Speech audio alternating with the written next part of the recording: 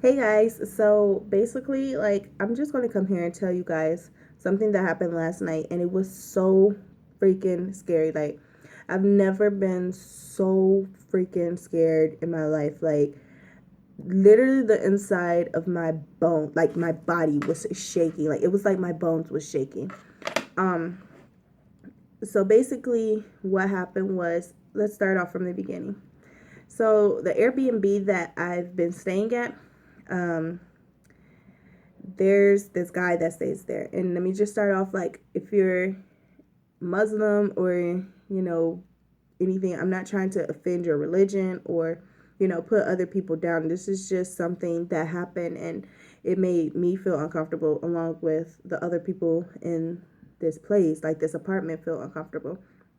But basically, what happened was, um, Tuesday when I got off work, I was going into the room that I've been sleeping in, and there was this guy, and I heard he was Muslim. That's what I heard. That's what somebody else told me. So I'm just going to say Muslim.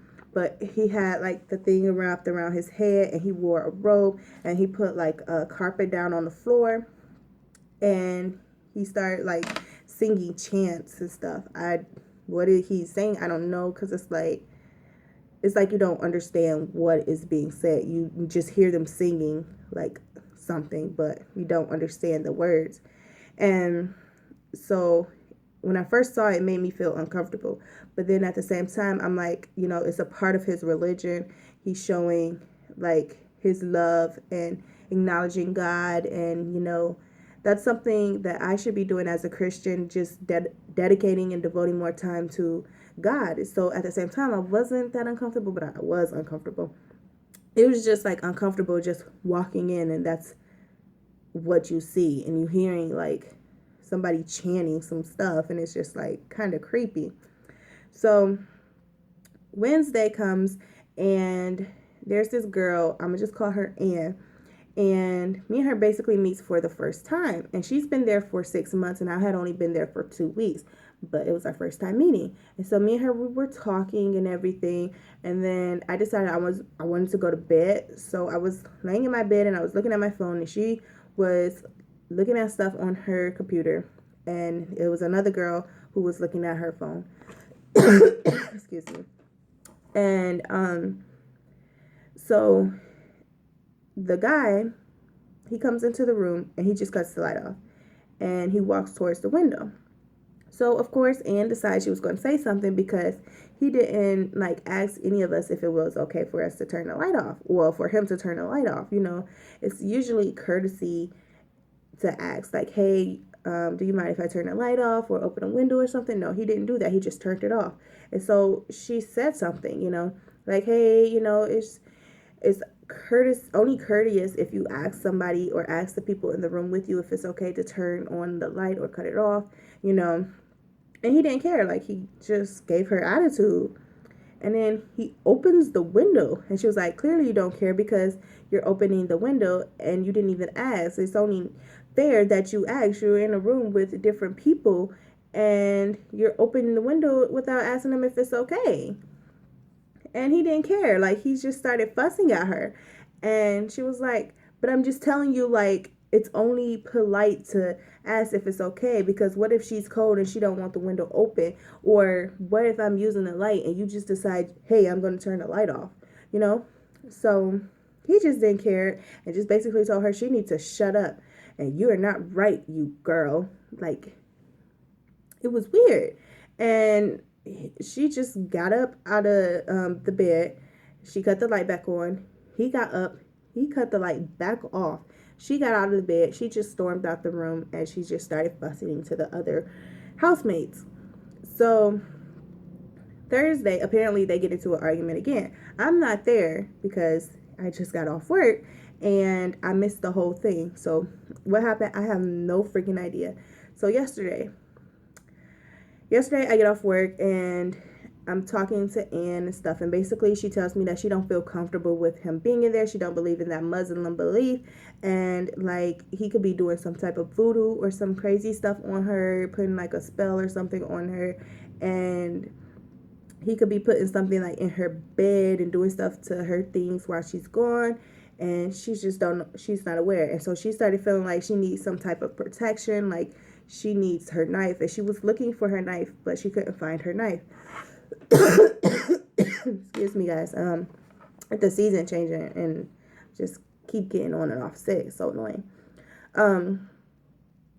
So basically, later that night, which is last night, so I am woken up at around 12:40 this morning to a loud scream. And I thought like we were all about to die. Like, not even over exaggerating. I thought there was a freaking killer in the room or something, and we were all about to freaking lose our life. Like, my gosh. I sat up so fast. There was someone there, but it was like they were going so fast because I had looked down to grab my iPhone and I was about to cut the flashlight on.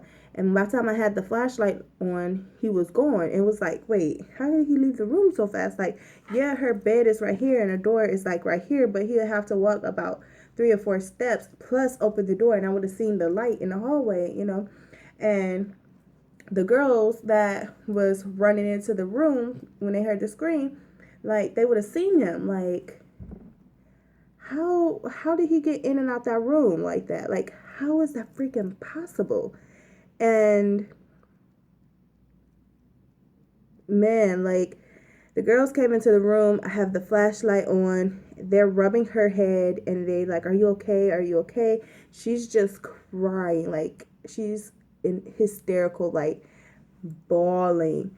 And the guy comes walking into the room, and then he sits on the bed and he stayed in the bed for a while, and then he leaves out. He closed the door, and one of the girls was like, did you have a bad dream? And she was like, no, I was sleeping. I felt somebody staring at me, and I opened my eyes and he was standing right above me.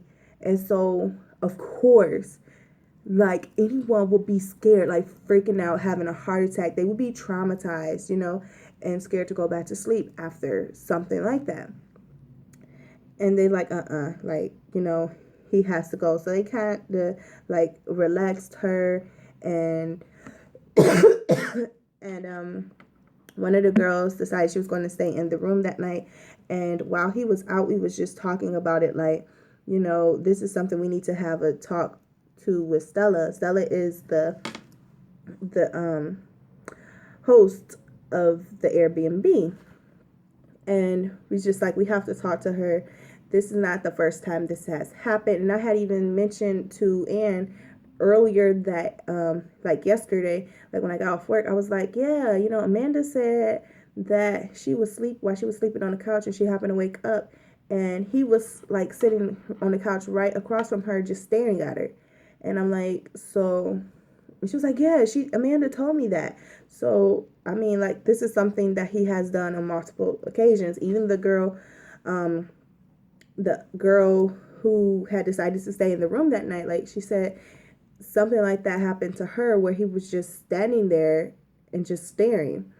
And that's why, and part of her don't really care that she's not sleeping in that room, it's because she feels so uncomfortable in that room because he makes her feel so uncomfortable. And it was just like, at that point, it was kind of nerve-wracking to go to sleep.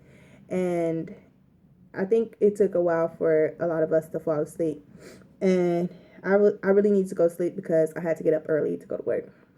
So finally, like, I went to sleep, and I had a dream about the situation. And basically, in my dream, it was like a dream within a dream. I woke up in my dream, and I saw Anne just like laying there, and she's just with her phone in her hand, and she's just looking through her phone. And I'm like, are you okay? And she just tells me that she's scared. And she's been basically, in real life, she's been saying all night that she's scared, and she's scared to go back to sleep, and, you know, she don't feel comfortable. And I told Anne that I was going to say a prayer for her. And I actually said a prayer for all of us, like, right after that happened in real life. Like, I said a prayer as we all went to sleep.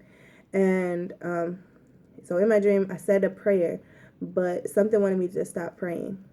And it was like I was losing my voice and I couldn't talk anymore. And it went low, like the words was not coming out. And I was fighting through it. And I finished my prayer. And then I told her, I was like, something doesn't want me to talk. It's like I'm losing my voice. And she was like, don't say that out loud, because then it shows that you're losing faith. And it'll be easier for the enemy to take control over you. And I was like, it ain't gonna come after me, because I've been through so much. So I'd be damned to let anything take full control of me or cause me to lose my faith, you know? And then the guy was like, well, first off, and then the dream ended. And when he had said first off, he sounded normal, like an American, as opposed to how he usually talked. Like he had like this accent. But I jumped up from that dream so fast, and it took me a while to go back to sleep. I woke up from that dream at 1:49, and then I continued to have dreams throughout the rest of the night about like what happened and with him in it. I woke up again at 2:49. Literally 2:49 I woke up again, and then I went back to sleep. And then when I woke up like around 5 o'clock this morning, he was sitting on the edge of the bed, just sitting there like, and it freaked me out. Like, oh my gosh, I don't know what to say. I don't even know how to act, but like I was literally freaking out. The inside of my body was shaking. I never been so terrified in my life, and I've been in near death situations, like times where I could have literally died or this close from dying, and I never was that scared ever in my life, you know? And just to see that and experience that whole thing, like I was really freaked out. Especially, I feel like the main thing was like he was there, but he wasn't there. And it was like, how did he leave that room so freaking fast without me seeing him? And I'm like straight across from the door. Like it didn't, even if I did look down for a second and I hit the button on my iPad, like I would have seen, because I just got my eyes tested, you guys. My peripheral vision is like A1, like it's the shit. And so, I mean, I don't get how I missed him, like leaving. I don't know, but that is the scariest thing that literally happened last night. And so, guess what? I have a hotel for tonight, you know, so I could sleep in peace and relax and, you know, whatever. So, I don't know, guys. Comment. Let me know what you guys think. But talk to you later.